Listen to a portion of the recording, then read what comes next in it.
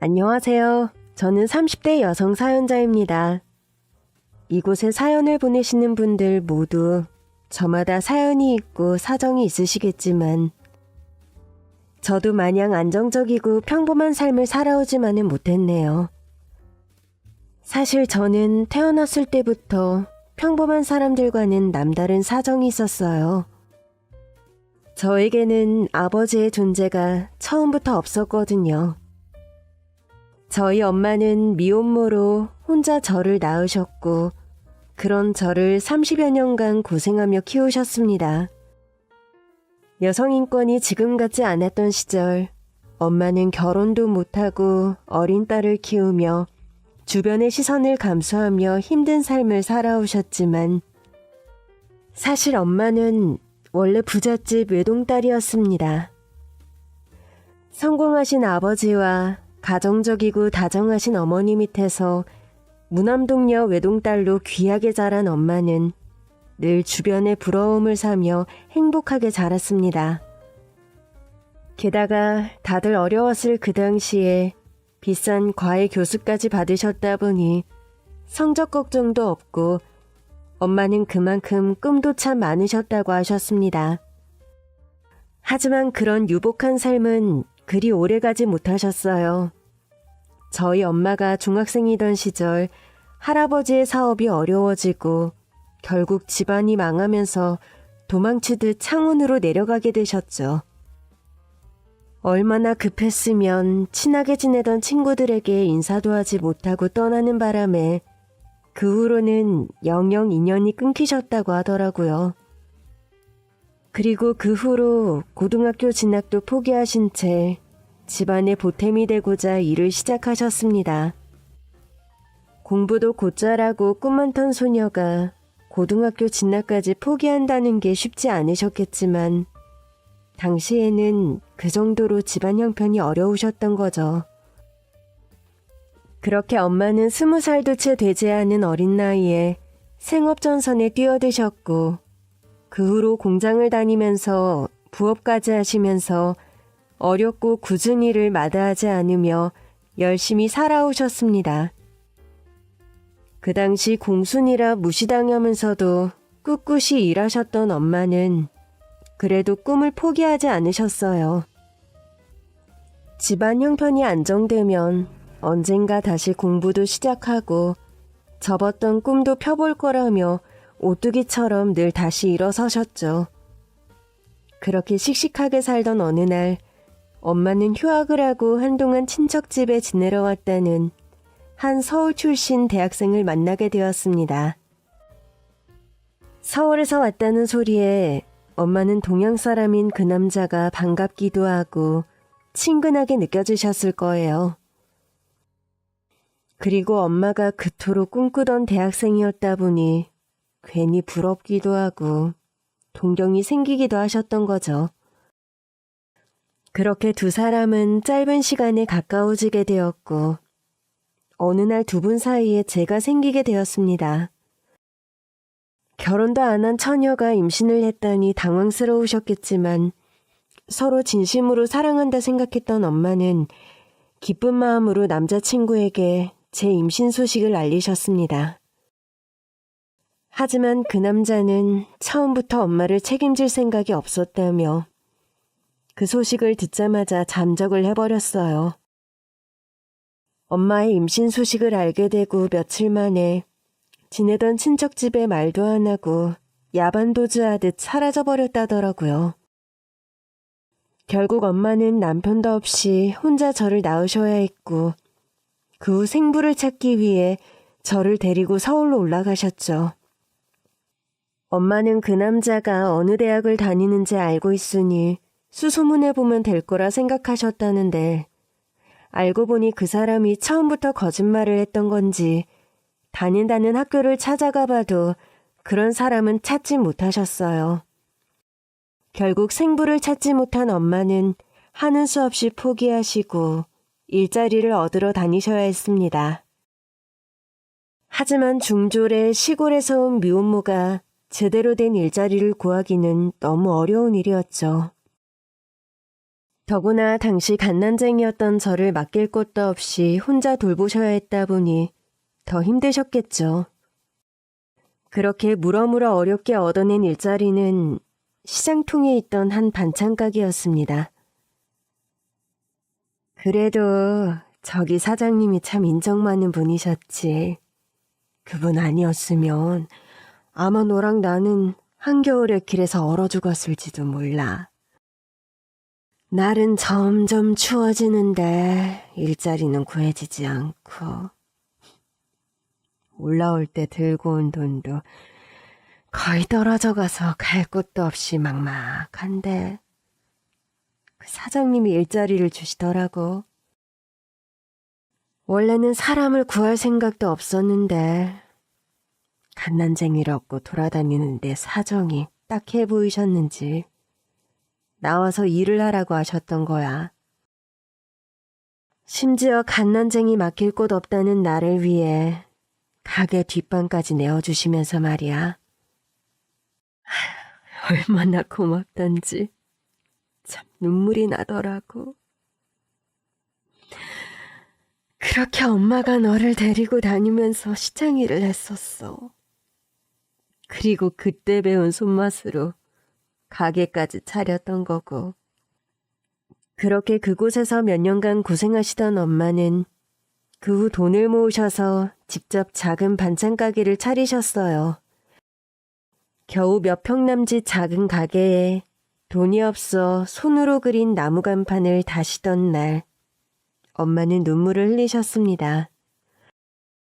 남들에게는 보잘것없어 보이는 그 가게가 저희 엄마에게는 또 다른 희망과 꿈이 되셨던 거죠.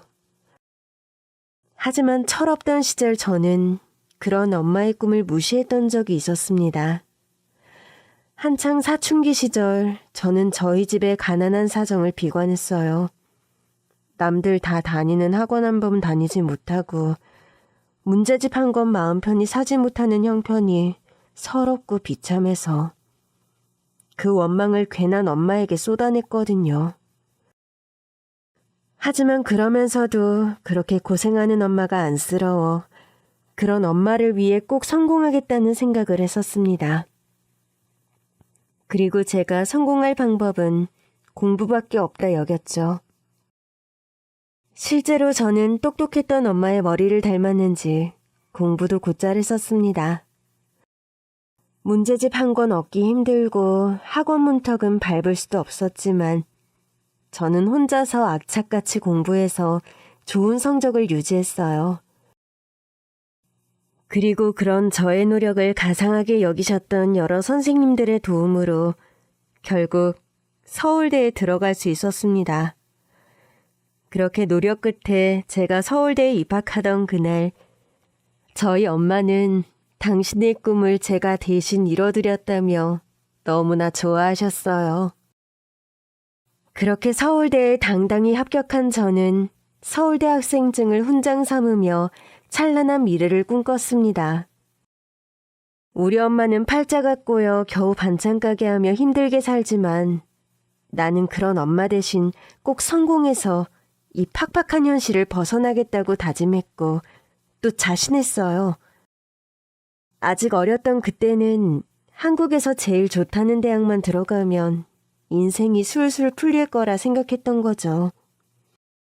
하지만 성공한 인생은 학벌이 전부가 아니더라고요. 서울대를 나왔어도 졸업 후에 취업을 못하는 선배들이 수두룩했고 서울대를 나왔어도 가난한 집안 사정은 쉽게 나아지지 않았어요. 물론 그중 집안에 여유가 있는 사람들은 굳이 취업에 목매지 않아도 될 테고 유학이나 대학원에 진학하는 방법도 있었습니다. 하지만 저렴하다고 소문난 국립대학비도 겨우 댔던 저로서는 다른 선택지 없이 취업이 유일한 답이었어요. 그래서 저는 대학에 가서도 끊임없이 공부를 해야 했습니다. 남들 다 딴다는 자격증을 따고 돈 될 만한 직업을 고르다 결국 변리사 시험을 보게 되었죠. 사실 저는 원래 변호사가 되고 싶은 꿈이 있었지만 저희 집 형편에 로스쿨을 가기는 어려웠고 일찍 돈을 벌 생각을 하다 보니 변리사밖에는 답이 없더라고요. 변호사라는 타이틀에 비해 변리사라는 직업이 초라할지 모르겠지만 잘 나가는 변리사들 연봉은 변호사 부럽지 않다는 말에 저는 변리사가 되기로 했습니다. 그래도 서울대 출신 변리사라는 덕분에 저의 첫 연봉은 제가 생각하던 것보다 여유 있었어요. 하지만 그만큼 벌기 위해서는 밤낮 없이 노력을 해야 했습니다. 하루에 몇 시간 못 자고 제대로 먹지 못하고 바쁘게 지내는 게 힘들었지만 평생 손에 물기마를 날 없이 고생하던 저희 엄마에 비하면 저는 견딜 수밖에 없었어요. 언젠가 엄마 호강시켜줄 생각에 힘든 순간을 참아낼 수밖에 없었죠. 엄마, 조금만 더 기다려. 내가 진짜 열심히 돈 모아서 엄마 꼭 호강시켜줄게. 알겠지? 아이고, 호강은 무슨. 엄마는 지금도 우리 딸 덕분에 행복한데. 서울대 나와서 돈 잘 버는 딸이 있는데 여기서 뭘 더 호강을 해? 아니, 그런 거 말고 내가 제대로 된 아파트 사줄게. 그럼 맨날 전셋집 이사 다니는 지긋지긋한 짓 더 안 해도 되잖아. 됐어. 엄마는 집 필요 없어. 네가 버는 돈은 네가 써야지. 그 돈을 왜 엄마한테 써? 엄마는 지금도 잘 살고 있으니까 그 돈은 진영이 네가 쥐고 있다가 나중에 시집 갈 때 써. 요즘은 젊은 사람들 둘이 벌어도 집 구하기 어렵다는데 그렇다고 엄마가 물려줄 돈이 있는 것도 아니고 너도 시집 갈 때 들고 갈 돈은 있어야 할 거 아니야. 싫어. 나 시집 안 갈 거야. 나는 엄마랑 평생 같이 살 건데? 아유, 얘가 아직도 철이 안 들었나. 서울대까지 나와서 남부러울 것 없는 애가 무슨 소리 하니? 너 돈 벌어서 엄마 집 사준다는 것보다 좋은 남자 만나서 시집 가는 게 엄마한테 더 효도하는 거야. 그때는 정말 엄마 곁에서 평생 살게 될 줄 알았는데 그랬던 제가 한 남자를 만나며 결혼 생각을 하게 될 줄은 몰랐네요. 변리사로 일하며 연애할 시간도 없던 저는 어느 날 한 젊은 변호사를 알게 되었습니다. 처음에는 일 때문에 만난 사이였지만 운명이었던 건지 저희는 짧은 시간 안에 무척 가까워지게 되었죠. 정우 씨는 참 좋은 남자였고 그런 남자를 만난 저는 처음으로 결혼 생각까지 하게 되었습니다. 아버지 없이 자란 가정환경 때문에 결혼에 대해 회의적이었던 제가 다정하고 가정적인 정우 씨를 만나며 가치관까지 바뀌었던 거죠. 사실 처음에는 저의 자격지심 탓에 먼저 결혼하자는 정우 씨의 말을 거절했었어요. 저도 정우 씨가 너무 좋았지만 형편이 차이 나는 저희가 결혼까지 갈 수 있을까 걱정이었거든요. 정우 씨는 무척 유복하고 화목한 가정에서 자란 사람이었습니다. 정우 씨 할아버지와 아버지는 검사 출신에 어머니께서는 로스쿨 교수님을 하고 계시는 법조인 집안이었거든요. 거기다 대대로 물려받은 재산도 상당한 부잣집 귀한 외동아들이었죠. 그에 비해 저는 편부모 가정에 어려운 집안 형편으로 정우 씨의 집안과 너무 격차가 심했습니다. 그렇다 보니 저로서는 기울어지는 결혼을 결심하기가 쉽지 않더라고요. 내가 진영 씨 배경 보고 좋아한 것도 아니고 그게 다 무슨 상관이야. 나는 그냥 진영 씨만 있으면 된다니까. 나도 정우 씨 배경 알고 만난 거 아니고 나도 정우 씨만 있으면 돼. 근데 정우 씨 부모님도 그렇게 생각하실까? 결혼은 우리 둘이 하는 게 아니잖아. 어른들 반대 걱정을 어떻게 하네. 아, 우리 엄마야 정우 씨라면 무조건 좋아하시겠지. 아니, 정우 씨 배경까지 알면 더 좋아하실지 몰라. 근데 나는 그 반대잖아. 우리 집안 형편, 내 사정, 그거 정우 씨 부모님이 이해해 주실 수 있을까? 우리 부모님 그런 분들 아니라고 했잖아. 누구보다 정의롭고 깨어있으신 분들이야. 분명 진영 씨 직접 보시면 좋아하실 거라니까? 정우 씨는 자기 부모님은 그러실 분들이 아니라며 저를 안심시켰습니다.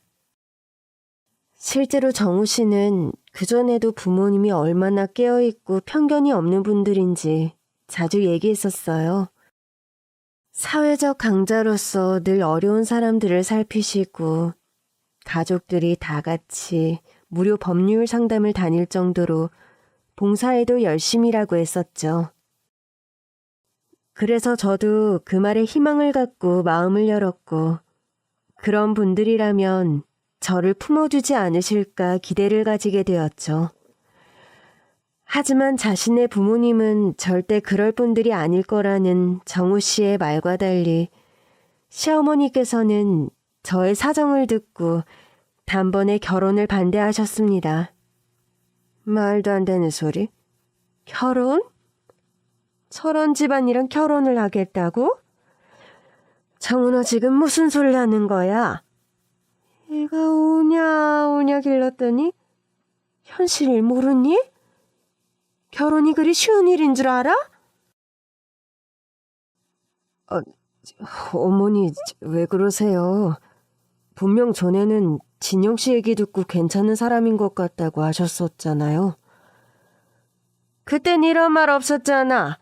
그냥 좀 어려운 형편인 줄 알았더니 아버지가 없다는 말이 애비 얼굴도 모른다는 말이라고 안 했었잖니? 거기다가 어머니는 또 충졸이라고? 우리 집안은 다 박사 집안이야. 근데 어떻게 사돈이 코졸도 못 될 수가 있어? 이거 철이 없어도 정도가 있지? 아니 어떻게 저런 애를 데려와? 어머니 말 조심하세요. 근본이 없다뇨. 아버지가 없는 게 진영 씨 탓은 아니잖아요. 그런 말은 너무하신 거 아니에요? 너무하기는? 너무한 건 너랑 처애지. 처애 엄마도 참 그렇다. 어떡해. 여자가 겁도 없이 애비도 없는 자식을 낳기를 생각을 했다니. 그런 주제에 용케 서울대를 보냈구나. 내가 저 애가 편리사라는 말을 듣고는 거기까지는 괜찮다 생각했다. 물론 같은 변호사 며느리 드리고 싶은 욕심 충분히 있었지만 그래도 어려운 형편에 서울대까지 나왔다고 하기에 그런 환경에서도 잘 배우고 잘 자란 아이인 줄 알았지. 그래서 집안 형편이 어려워 안타까운 사정을 불쌍하게도 생각했었어. 근데 미혼모 자식이라면 말이 다르지. 거기다 충졸이라니? 안 봐도 뻔하구나. 대체 어쩌다 혼자 애를 낳았는지 무슨 사정인진 모르겠지만 우리 집안에 그런 사돈이 가당키나 하다니? 그럴 거면 차라리 가난한 게 낫지. 어떡해. 저런 근본도 모르는 애를 우리 집에 들일 생각을 해. 응? 시어머니를 처음 뵈러 갔던 날 시어머니는 뻔히 귀가 있고 눈이 있는 저를 세워두시고 저런 말씀들을 어렵지 않게 하셨습니다. 물론 시어머니도 전혀 생각지 못하셨던 상황에 화가 나고 흥분하셔서 그러셨던 거겠지만 그런 얘기를 직접 들은 저는 상처를 받을 수밖에 없었어요. 차라리 반대가 당연할 거라 생각을 하고 각오를 했으면 나았을지. 정우 씨의 말만 믿고 저를 반겨주실지도 모른다는 기대를 했던 탓에 그런 상황이 더 충격적으로 느껴지더라고요. 그렇게 정우 씨 어머니는 저희를 극심하게 반대하셨고 저는 그날 제대로 인사도 드리지 못하고 그 집에서 쫓겨나고 말았습니다. 정말 미안해, 진영 씨. 나도 우리 어머니가 이러실 줄은 정말 생각도 못했어. 우리 어머니 원래 저런 분이 아니신데 어떻게 평소랑 이렇게 다르신지 나도 많이 놀랐어. 그렇다고 이걸 정우 씨가 대신 사과할 일도 아니지. 정우 씨가 이런 현실을 모르는 걸 탓할 수도 없고 말이야. 그러게, 내가 말했잖아. 결혼은 우리 둘이 하는 게 아니라고. 내가 잠시 착각을 해서 괜한 기대를 한 거야. 아니야, 내가 어떻게든 설득할게. 나 이대로 진영 씨랑 못 헤어져. 차라리 내가 집안이랑 의절하는 일이 있더라도 나 진영 씨랑 꼭 결혼할 거야. 그러니까 나 믿고 조금만 기다려줘. 제발, 응? 그때 저는 헤어질 생각까지 했었지만 정우 씨는 끝까지 저를 붙잡았어요. 저와 절대로 헤어지지 못하겠다며 사랑하는 부모님과 연을 끊을 생각까지 하더라고요. 그러지 말라고 말은 했지만 저를 그만큼 사랑한다는 말에 저도 마음이 흔들렸습니다. 반대에 부딪히는 어려운 결혼이라는 걸 알면서도 그만큼 정우 씨를 좋아했던 거죠. 그 사이 정우 씨는 부모님을 열심히 설득했습니다. 물론 쉽지는 않았어요. 화목하던 집안에 소란이 일고 처음으로 부모님과 크게 다투었다고 하더라고요. 하지만 자식 고집 이기는 부모가 어디 있겠어요? 결국 정우 씨는 부모님의 마음을 돌렸고 저는 몇 달 만에 다시 예비시댁에 인사를 드리러 가게 되었습니다. 그리고 그제서야 제대로 인사를 드리고 상견례 날짜를 잡게 되었죠. 시어머니는 마지못해 승낙을 해주시는 듯 여전히 저를 못마땅해 하셨지만 저는 허락만으로도 기뻤습니다. 하지만 반대에 부딪히고 저를 못마땅해 하시는 시댁의 사정을 엄마에게는 알리지 않았어요. 그 대신 상견례 때 입으로 탄벌 변변이 없는 엄마를 모시고 백화점으로 가서 비싼 새 옷을 사드렸죠. 그냥 집에 있는 거 입으면 되지. 뭐 한다고 비싼 옷을 사 입어. 사돈 뵙는 자리에 단정만 하면 되는 거지. 내가 좋은 옷 입는 게 뭐가 중요하다고. 그래서 엄마가 뭐 입고 갈 게 있어? 제대로 이불을 타놨구만. 그럼 사돈 처음 만났는 자리에 가게에서 일할 때 입는 옷 입고 나갈 거야? 내가 정우 씨네는 부잣집이라고 잘 입고 오실 거라고 했잖아. 형편 차이는 나도 옷 정도는 맞춰 입을 수 있는 거지. 그리고 딸이 돈도 잘 버는데 이 정도도 못 해줄까 봐? 곧 결혼한다는 애가 돈이 어딨어. 돈 있으면 시집 갈 때 들고 가라니까. 엄마는 그냥 너만 괜찮으면 돼. 엄마는 좀 무시당해도 되지만 너는 괜히 없이 시집 왔다고 말 들을 일 없잖아. 그래서 저런 다 떨어진 옷 입고 가려고 그래? 후줄근하게 입고 가면 내가 안 괜찮아. 그러니까 이럴 땐 그냥 좀 입어, 응?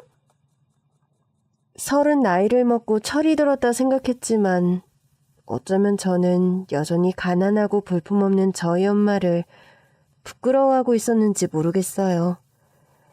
가뜩이나 미혼모의 중졸이라며 저희 엄마를 무시하는 시어머니 앞에서 보이는 것만이라도 꿀리고 싶지 않더라고요. 그래서 저도 한번 사본 적 없는 비싼 브랜드에 들어가 가장 인기가 많다는 신상 옷을 사드렸습니다.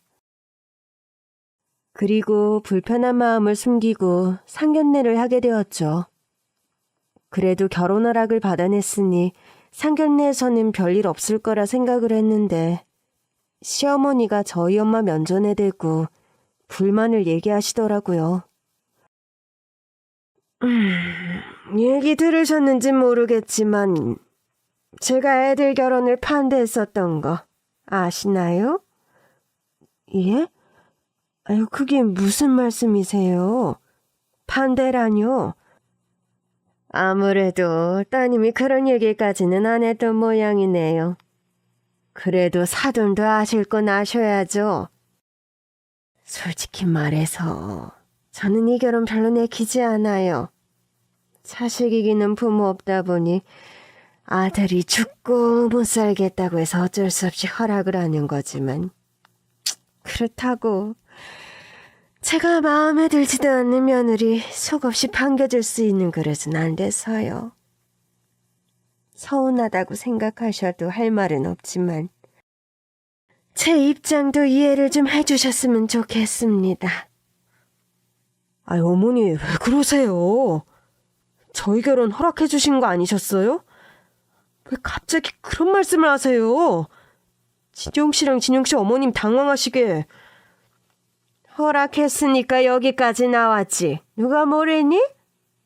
그래도 허락한 건 한 거고 나도 할 말은 해야지. 그럼 저희 애가 어디가 마음에 안 드시는지. 마음에 안 든다고 하시는 건 저희 집 형편 때문인가요? 아니면 법조인 집안의 변호사 며느리를 원하셨나요? 그건 근데 다 제 탓이에요. 진영이 쟤는 변호사든 검사든 충분히 할 능력되는 아이거든요. 학창시절부터 학원 하나 안 다니고 혼자 노력해서 서울대까지 갔고, 서울대 다닐 때도 어디 흠잡을 데 없이 성적 좋았어요. 아마 제가 뒷바라지만 해줬더라면 로스쿨 가서 변호사 할 수 있었을 텐데, 제가 지엄마 걱정한다고 돈 벌겠다고 변리사가 된 거라서요. 그러니까 제 탓만 하시고 저희 딸은 예쁘게 봐주세요. 변호사 집안의 변리사라니 그것도 물론 마음에 들지는 않지만 그건 둘째 얘기예요. 솔직히 변리사라는 말 듣고 우리 아들이 왜 그런 아가씨를 만나나 싶었는데, 얘기 들어보니 서울대 출신에 성실하게 사는 것 같아서 잘 봐주려고 애썼습니다. 근데 아무리 그래도 그렇지 아버지도 모르는 며느리를 누가 반기겠어요? 거기다가 사돈 충줄이시라면서요? 세상에, 요즘 세상에 충줄이 있다는 건 또 처음 듣네요. 무슨 사정인지는 몰라도 조금만 노력하셨으면 고등학교 졸업장은 따셨을 텐데요. 아무리 사정이 어렵다고 해도 검정고시도 못 봤다는 건 핑계 아닌가요? 저희 남편이나 저나 둘 다 박사과정까지 밟았어요. 주변에 충졸은 아무도 없다고요. 근데 사돈이 충졸이라 그러면 사람들이 저희를 뭐라고 생각하겠어요? 사돈이 제 입장을 이해해 주셔야죠. 제가 이렇게 대놓고까지는 말 안 하려고 했지만 저는 솔직히 사돈이랑 잘 지낼 수 있을지도 모르겠네요.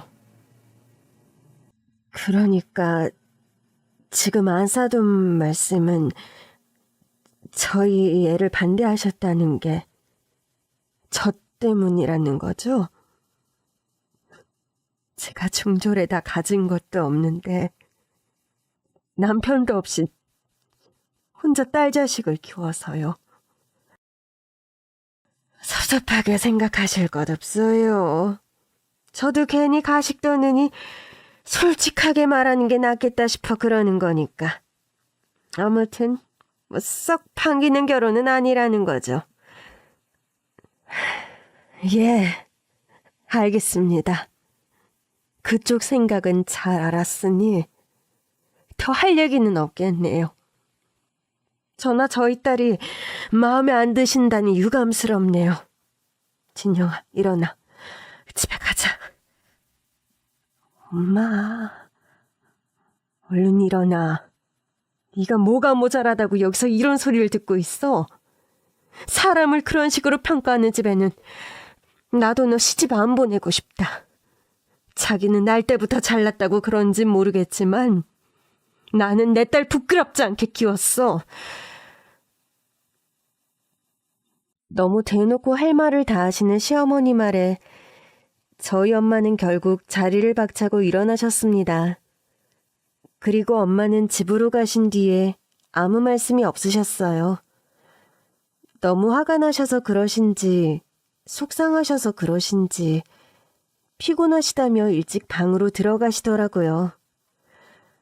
그제서야 저는 제가 결혼을 한다며 괜한 욕심을 부렸구나 싶었습니다. 차라리 결혼을 포기했더라면 이런 꼴은 보이지 않았을 텐데 싶어 괜히 죄송한 마음에 엄마 눈치만 볼 수밖에 없었죠. 그리고 다음 날 불편한 분위기 속에 쭈뼛거리는 저를 잠자코 보시던 엄마가 뭔가를 꺼내서 제게 주셨어요. 엄마, 괜찮아? 잠은 좀 잤어? 진영아, 이거 받아라. 응? 이게 뭐야? 이거 엄마 보물이야. 엄마가 10몇 살 때부터 갖고 있던 엄마 보물. 우리 아버지 사업이 망하고 하루아침에 살던 집 떠나올 때도 유일하게 놓지 않았던 거지. 여기저기 또 돌아다니고 별 난리가 나는 와중에도 엄마가 갑옷처럼 지니던 거야. 근데 이걸 왜 주는 거야?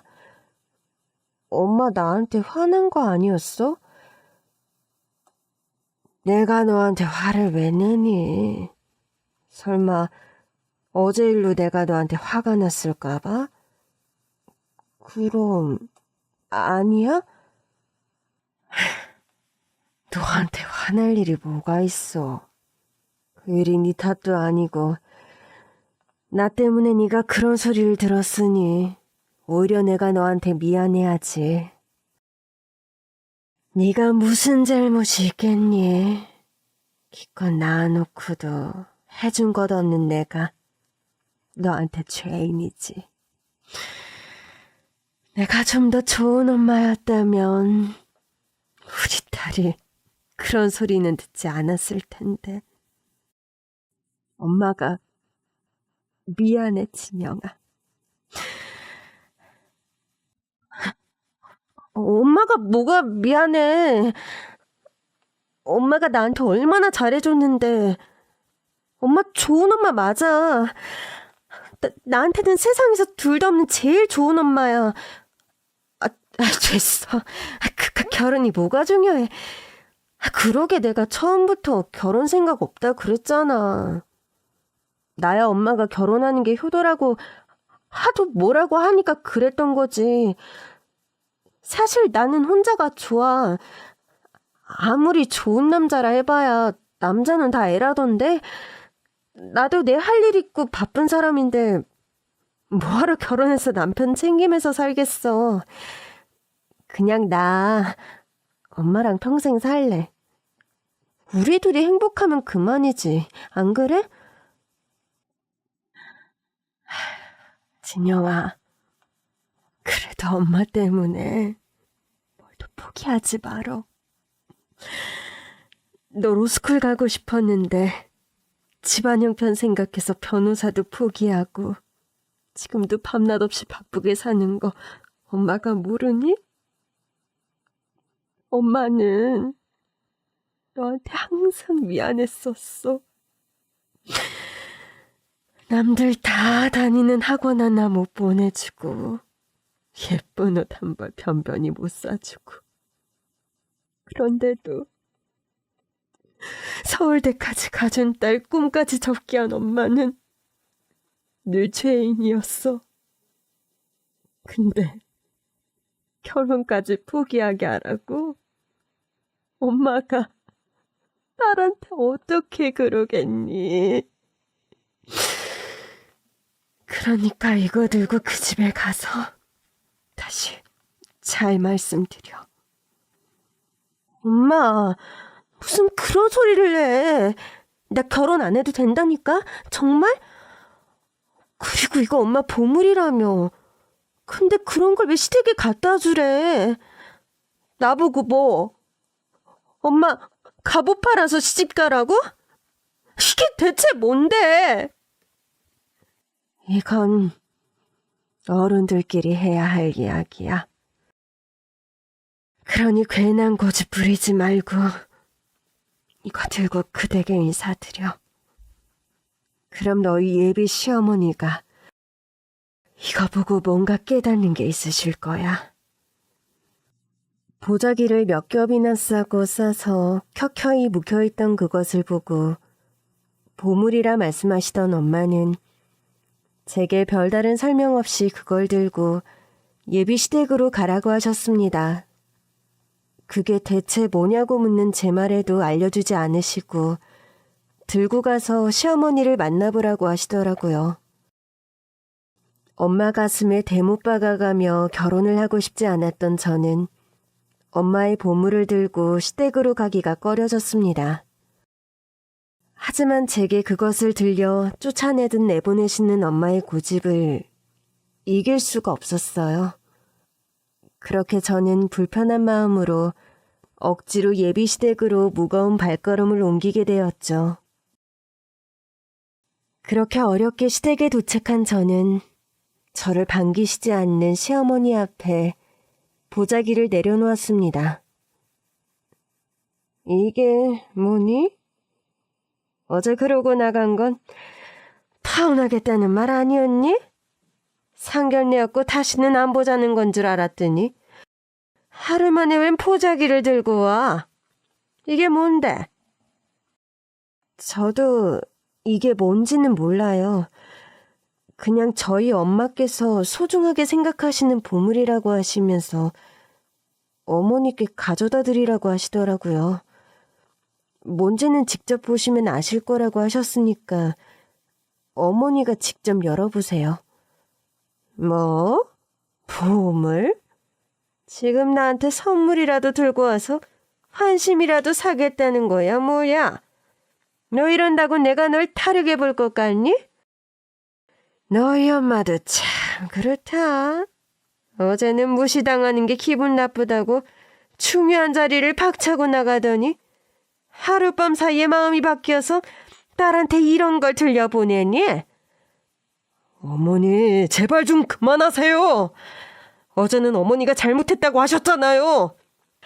애초에 상견례까지 해놓고 그 자리에서 그런 소리 하신 건 어머니 잘못이잖아요. 그럼 진영씨 어머님이 화를 내시는 게 당연한 거지. 왜 또 그런 말씀을 하세요? 그래서 이번에도 이렇게 찾아온 진영씨 다시 돌려보내시려고요? 어머니 정말 이러실 거예요? 저 다시는 안 보고 살고 싶으세요? 아니, 얘가 또 왜 이렇게 화를 내? 엄마는 말이 그렇다는 거지. 누가 다시 돌려보낸다니? 뭐 그래. 희망 들고 왔으니 뭘 들고 왔는지 포기나 봐보자. 그렇게 화를 내시던 시어머니는 정우 씨의 추궁에 마지못해 말씀을 삼가시고 보자기를 풀어보셨습니다. 그리고 그제서야 저도 그 보자기 안에 들어있는 엄마 보물의 정체를 마주하게 되었죠. 보자기를 들고 가는 내내 저는 그게 뭘까 상상했어요. 겉보기에는 작은 상자 같기도 하고 책 같기도 한데 대체 뭔지 모르겠더라고요. 얼마나 귀한 물건이기에 보자기를 몇 겹이나 해서 싸놓으셨는지 시어머니가 그걸 푸는 것만도 한참이 걸렸습니다. 그리고 드디어 드러난 그 물건의 정체는 제가 예상한 것이 전혀 아니었어요. 그 속에는 생각지도 못한 낡고 다른 표준 정가가 들어있었습니다. 아니지, 이게 뭐야? 이거 애들 공부할 때 보는 청과 아니냐? 그것도 수십 년은 된 것 같은데 설마 이걸 보물이라고 나한테 갖고 온 거니? 너희 어머니가 뭔가 착각하신 거 아니야? 아닌데요. 분명 저희 엄마가 이게 맞다고 하셨는데. 아니, 무슨 애들 보는 책을 나한테 갖다 주라는 거야? 엄마에게 아무런 설명을 듣지 못했던 저는 그 전과를 보고 당황스러울 수밖에 없었습니다. 수십 년 동안 애지중지하며 챙기셨던 게 집문서도 아니고 비싼 가치가 있는 고서도 아니고 웬 오래된 전과라니. 저는 엄마가 대체 무슨 의도를 가지고 이걸 제 편에 들려보내셨는지 전혀 가늠이 되지 않더라고요. 하지만 다행히도 그런 저희들의 의문을 풀어줄 편지 한 통이 그 속에 함께 있었습니다. 이거 편지 아니에요? 진영 씨 어머님께서 어머니한테 보내신 것 같은데. 아무래도 진영 씨 어머님이 뭔가 하실 말씀이 있으신가 봐요. 할 말 있으면 어제 다 할 것이지. 무슨 편지를 보낸다니? 아휴, 참 별나다 별나. 그래도 내심 저희 엄마의 의중이 궁금하셨던 시어머니는 툴툴거리시면서도 편지를 펼쳐보셨습니다. 그리고는 편지를 찬찬히 읽어내려 가시더라고요. 저도 그 편지 내용에 뭐라고 써있을지 무척 궁금했어요. 저한테 뭘 숨기는 게 있으신 엄마가 아닌데 저한테도 말씀하지 않고 어머니에게만 전하실 말이 뭐가 있을까 싶더라고요. 그런데 놀랍게도 편지를 찬찬히 읽던 시어머니가 깜짝 놀라시더니 다시 그 전과를 살펴보시는 겁니다. 그러더니 한참 동안 그 전과와 편지를 번갈아 보시고는 갑자기 제 손을 붙잡고 눈물을 쏟으셨어요. 아이고, 세상에. 내가 그런 줄도 모르고, 내가 기억도 못하고. 어머니, 왜 그러세요? 어머니? 어머니, 왜 그러세요? 편지에 뭐라고 쓰여 있길래 그러세요? 아가, 내가 미안하다. 내가 사람을 못 알아보고 큰 실수를 했어. 진영 씨 어머님이 뭘 하셨길래 그러세요? 못 알아보셨다니 두 분이 알던 사이라도 되시는 거예요? 그래, 우리가 알던 사이였어. 근데 내가 바보같이 그걸 못 알아보고 생각도 못했단다. 네? 정말요? 정말 진영 씨 어머님이랑 어머니가 아시는 사이였다고요? 어떡해요? 알고 보니 저희 엄마와 시어머니가 아는 사이셨던 겁니다. 그것도 수십 년 전 10대 시절에 둘도 없이 친했던 중마고우이셨던 거죠. 내가 정은호한테 예전에 둘도 없이 친한 친구가 있었다고 했던 말 기억하니? 나한테는 은인 같은 친구라고. 잊어버릴 수 없는 친구가 있다고 했었잖아. 기억하죠. 어머니께서 어려웠던 시절에 도움을 많이 받은 친구라고 하셨잖아요. 그래. 내 인생에 제일로 고맙고 미안했던 친구가 바로 이 친구였구나. 저희 엄마가 어머님 친구셨다고요? 진영이 너는 아는지 모르겠지만 너희 엄마는 원래 부잣집 딸이었어. 현숙이 아버님께서 공장을 크게 운영하셔서 집도 좋고 여유도 있는 걸로 학교 안에서도 유명했었지. 그렇게 부잣집 딸이었는데도 현숙이가 착해서 학급 친구들이랑도 잘 지내고 공부도 잘하는 학생이었어. 어려운 친구들을 도와주기도 하고 덕분에 나도 도움을 많이 받았었지. 우리 집은 그리 어려운 형편은 아니었지만 공무원 하시는 부모님 밑으로 자식이 여럿이라. 오빠들과 남동생 챙기고 딸인 나까지 관심을 받기는 어려웠거든. 근데 내가 성적 욕심이 있었어서 늘 고민이 많았어. 나도 과외받고 지원받고 싶었지만 우리 부모님은 딸한테 기대가 별로 없으셨거든. 그런데 현숙이가 그런 내 사정을 알고는 자기가 받는 과외를 같이 받게 해준 거야. 내가 기가 죽을까봐 자기 공부를 좀 도와달라고 핑계까지 대면서 말이야. 오히려 도움받은 건 나였는데도 나를 그렇게 배려해준 거지. 그렇게 현숙이 덕분에 나는 엄두도 못 낼 비싼 과외를 받을 수 있었고 그 덕에 내 성적은 쭉쭉 올랐어. 그리고 우리는 어느새 단짝처럼 친해지게 되었지.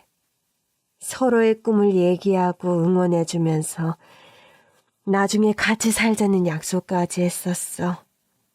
그런데 안타깝게도 중학교 졸업을 한 학기 남겨두었던 어느 날 현숙이가 소리 소문 없이 이사를 가버리면서 연락이 끊겨버렸단다. 맞아요. 그때 저희 외할아버지 사업이 망하시면서 엄마가 창원으로 내려가셨거든요. 역시 그랬구나.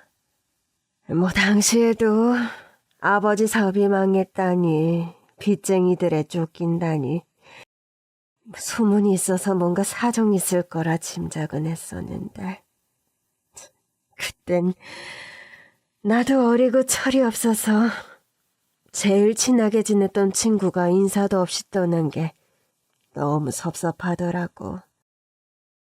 힘든 일 있을 때 서로 돕자고 했었는데 나한테 말도 안 한 걸 보니 집이 잘 살다가 망해서 창피해서 연락을 끊었나 싶고 말이야. 그건 아니셨을 거예요. 저희 엄마도 아무 상황도 모르고 도망치듯 이사를 하셔서 친구들한테 인사 한번 못한 게 늘 마음에 걸리셨다고 하셨거든요. 아마 저희 엄마도 친구분들을 그리워하셨을 거예요. 그래, 그때는 차마 몰랐지만 너희 엄마가 이 전과를 보관하고 있었던 걸 보니 이제는 그 마음을 알겠구나. 다른 것도 아니고 별것도 아닌 이 전과를 수십 년 동안 보관한 건 그 시절의 추억까지 기억하고 있었다는 거겠지. 그리고 그 시절의 꿈까지도 묻어놓았던 거고. 나는 그런 줄도 모르고 사돈될 사람에게 중졸이라느니 미혼모라느니 그런 말도 안 되는 소리를 냈구나. 그리고 가와던 사람이 내가 둘도 없이 소중하게 생각하는 내 은인 같은 친구인 줄도 몰라보고 말이야. 그럼 저희 엄마는 어머님을 알아보시고 저한테 이걸 들려보내신 거네요? 그러게나 말이다. 나는 저를 못 알아보고 그런 소리를 해대는데 현숙이 걔는 날 알아보고 무슨 생각을 냈겠니? 사실 내가 법대를 나고 이 자리까지 오게 된 건 다 현숙이 덕분이야. 그 시절에 현숙이의 응원과 지지가 없었더라면 나는 고등학교 나오는 것만으로도 감지덕지하며 일찍 시집이나 갔겠지. 근데 현숙이가 나를 도와준 덕분에 내가 꿈을 꿀 수 있었던 거야. 근데 그런 은인을 알아보지도 못하고. 내가 정말 면목이 없다. 거기다 진영이 너랑 현숙이한테 그런 험한 말을 한 게 너무나 후회스러워. 뱉은 말을 도로 주워 담을 수도 없고. 내가 이 죄를 어떻게 씻어야겠니? 응? 그러게 어머니, 대체 왜 그러셨어요? 저한테는 늘 주변에 잘해야 한다고, 약자들을 챙겨야 한다고 하셨으면서 저는 어머니가 진영 씨를 반대하실 거라고는 생각도 못했었다고요. 그러게나 말이다. 나도 내가 나름대로 깨어있고 약자를 위하는 사람이라 생각했는데 정작 내 일이 되고 내 자식 일이 되니 괜한 욕심이 났던 모양이야. 나도 잘난 것 없이 남의 도움 덕분에 팔자 폈던 주제에 옛날 올챙이적 생각 못하고 남의 사정을 무시했던 거지. 운 좋게 좋은 남편 만나서 변호사 아들 가진 게 뭐 유세라고. 내가 왜 그런 짓을 했을까? 지금이라도 반성하시면 진영 씨랑 진영 씨 어머니께 사죄하세요. 어머니께서 편지까지 쓰신 걸 보면 어머니를 용서하실 마음이 있으신 거 아니겠어요? 내가 그 친구 볼 면목이 없어서 만나서 사과를 받을 수나 있을지 모르겠다. 아니에요, 어머니. 엄마가 저를 보내신 걸 보면 어머님과 같은 마음이실 거예요. 그 시절을 늘 그리워하셨으니 이것도 가지고 계셨을 거고. 옛 친구를 다시 만나신 게 기쁘시겠죠.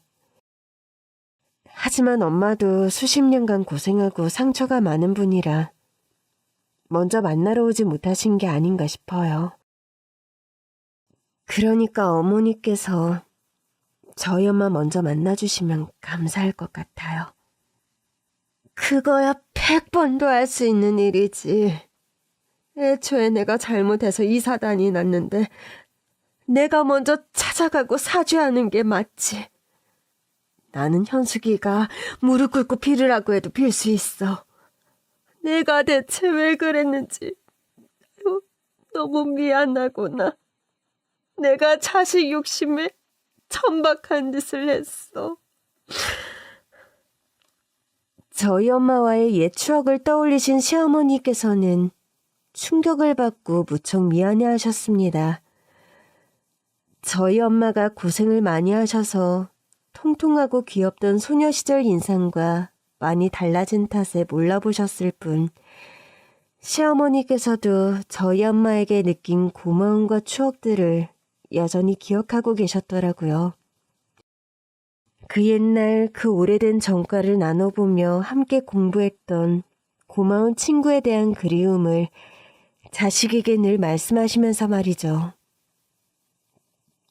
그런 마음에 당신께서도 다른 사람들에게 도움이 되고 싶다며 봉사활동도 다니고 하셨던 건데 정작 자식의 혼사길 앞에 이성을 잃으셨나 봅니다.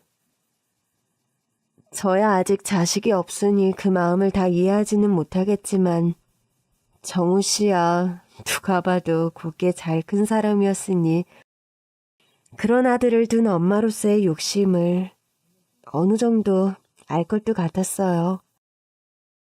사실 저도 내심 정우 씨가 제게 과분한 사람이라 생각했으니까요.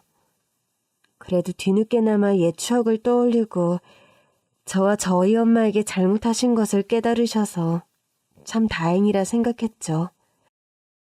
그리고 어머니는 곧바로 낡은 정가를 다시 잘 싸서 저희 엄마에게 찾아가셨습니다.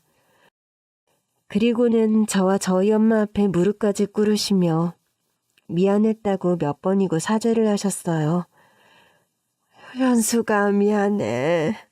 내가 너를 못 알아보고 니 면전에 그런 소리를 짓거렸다.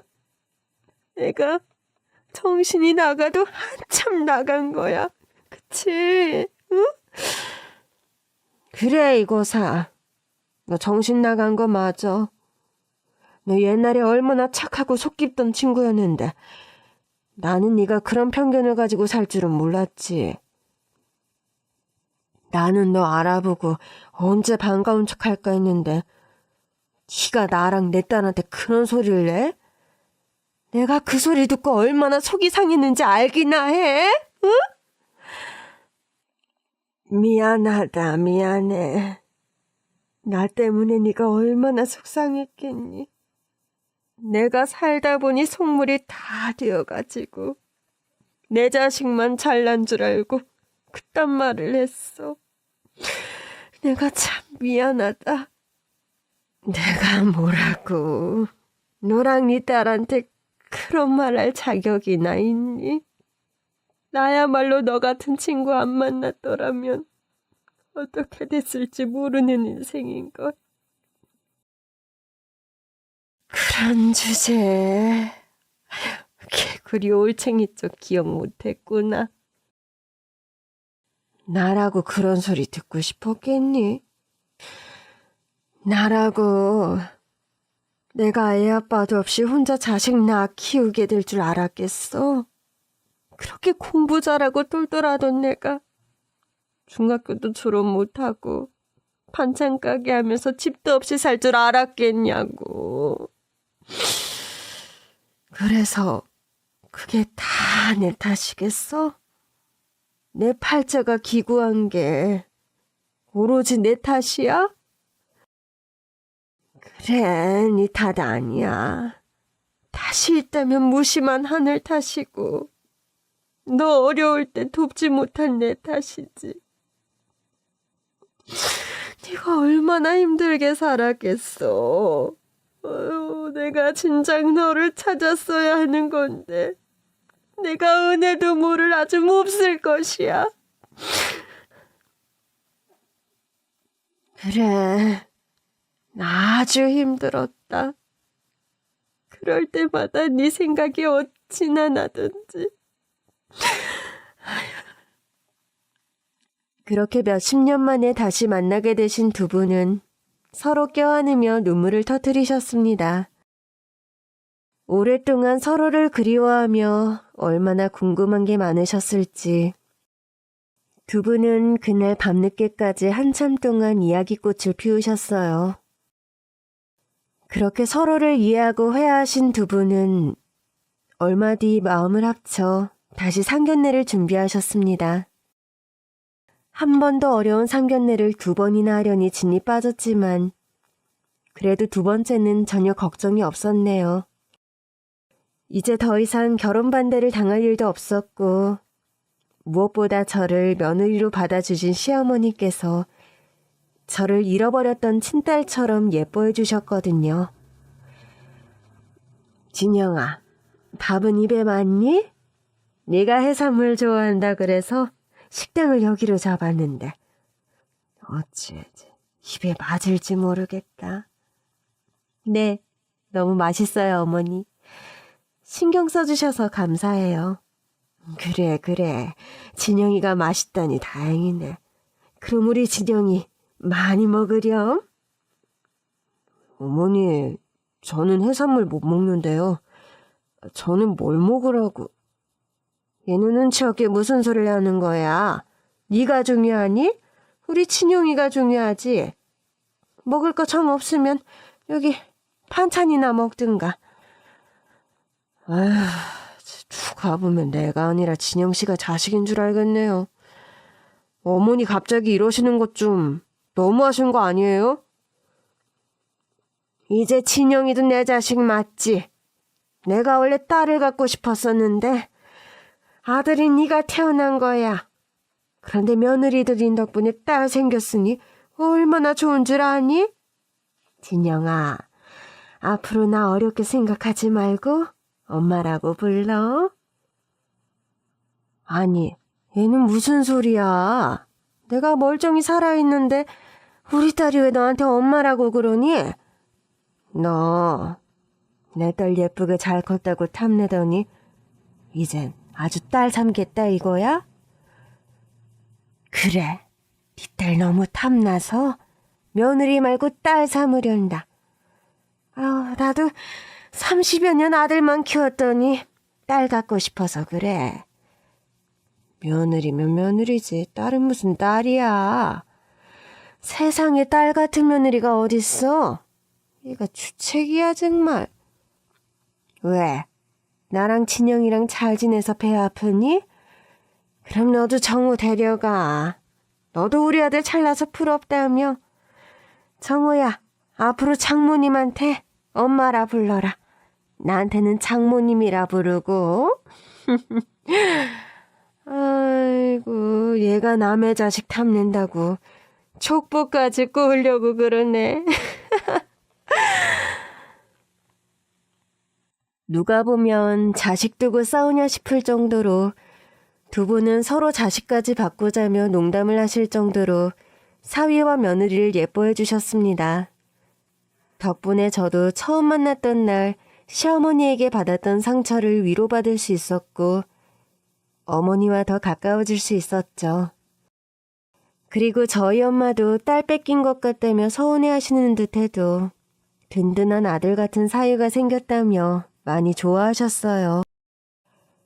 그렇게 어머니들은 옛 추억을 곱씹으며 다시 소녀 시절로 돌아가신 듯 정다운 모습을 보이셨고 저희는 부모님들의 축복 속에 무사히 결혼식을 올리며 드디어 부부가 될 수 있었습니다.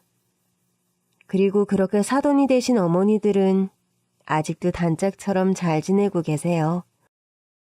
자식들 결혼까지 시키며 독립시켰으니 귀찮게 안 하시겠다며 저희 빼고 두 분이서만 놀러 다니시고 여행까지 가시더라고요. 저희가 부모님을 모실 틈이 없게 말이죠. 그런 두 분의 모습에 괜히 섭섭하면서도 내심 다행스러운 요즘입니다. 그럼 앞으로도 그런 두 분의 우정이 영원하길 바라며 앞으로도 저희 부부와 가족 모두 행복하게 지낼 수 있도록 노력할게요. 제 이야기를 들어주신 여러분들도 모두 행복하시기를 바라며 여기서 인사를 드리겠습니다. 감사합니다.